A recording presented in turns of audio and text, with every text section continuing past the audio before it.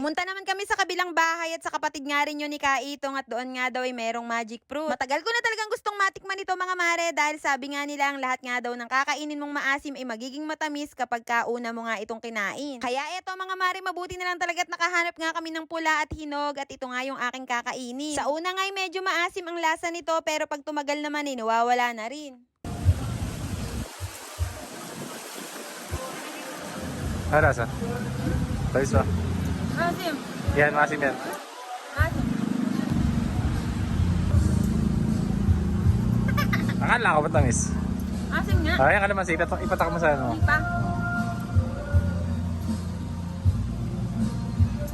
Medyo maasim siya ng konti, pero pagka ano na, wala na.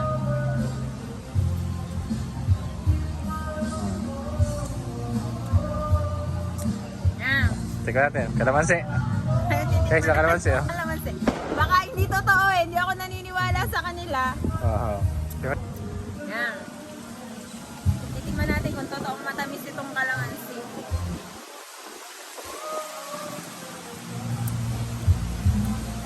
Matamis nga! Totoo! Matamis! Ayan. Yung totoo nga! Ayan mga kalamansi.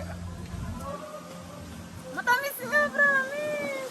Magic fruit nga siya guys, ang tamis! Pakita mo. Hindi ka kasi. Yung isa, yung kabila. Yung isa. Totoo nga, matamis! Grabe! Kaya pala magic fruit, ayun eh! Yung isa. Sige, same.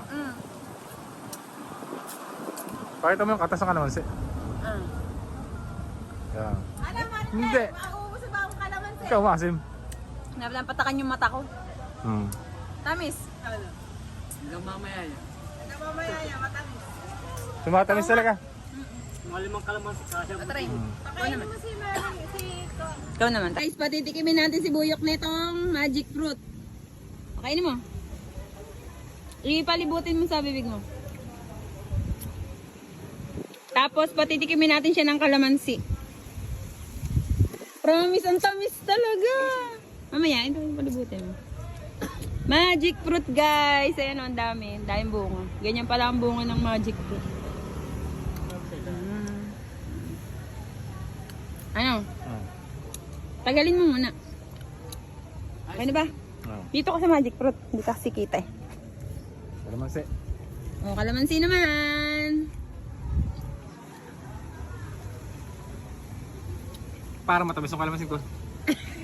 Para daw matamis yung kalamansi. Baka kalamansi matamis. Yung kalamansi. Baka kalamansi matamis.